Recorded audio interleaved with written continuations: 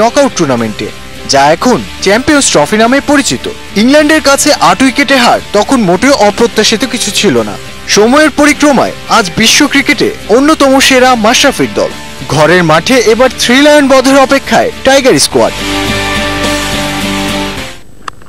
Nairobi ম্যাচের পর এই পর্যন্ত প্রায় 16 বছরে মাত্র 16টি ওডিআইয়ের মুখোমুখি হয়েছে দু দল, যেখানে ইংলিশদের 13 জয়ের বিপরীতে মাত্র 3টিতে জিতেছে বাংলাদেশ। 2010 সালে ব্রিস্টলে প্রথমবার ইংল্যান্ড বধে 7 পায় টাইগাররা। 3 ম্যাচ সিরিজের দ্বিতীয় ওডিআই 5 রানে জিতে নেয় মাশরাফির দল। ইংল্যান্ডের বিপক্ষে দ্বিতীয় জয় আসে এর পরের বছরই 2011 সালের বিশ্বকাপে।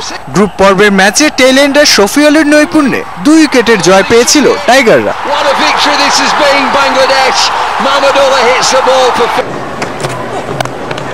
তবে দু দলের শেষ মুখোমুখিতে জয়টা বাংলাদেশেরই। মাহমুদুল্লাহর ব্যাটে চড়ে 2015 বিশ্বকাপ থেকে ইংল্যান্ডকে ছিটকে দিয়েছিল টাইগাররা। টানটান এক থ্রিলারে ইংল্যান্ডকে 15 রানে হারিয়ে বিশ্বকাপের শেষ 8 নিশ্চিত করে বাংলাদেশ। তৌফিক ইমদাদ, ইন্ডিপেন্ডেন্ট নিউজ।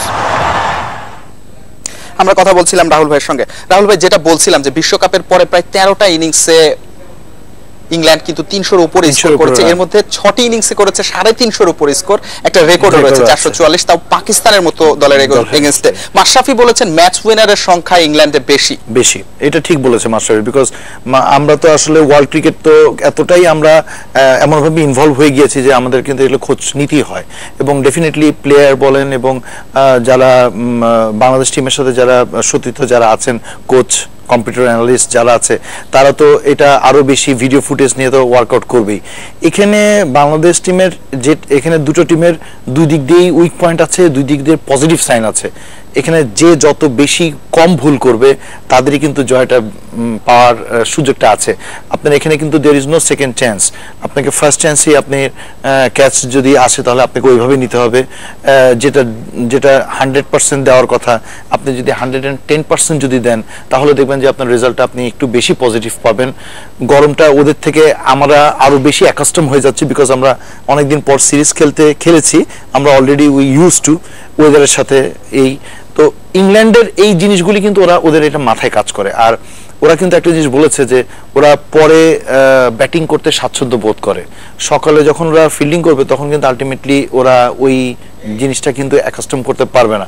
সো আমরা কিন্তু ঠিক আমাদের যে উইকেটের যে ধারণ এবং যে বৈচিত্র্য আছে তাতে কিন্তু সেকেন্ড ইনিংসে কিন্তু অনেকটাই চেঞ্জ হয়।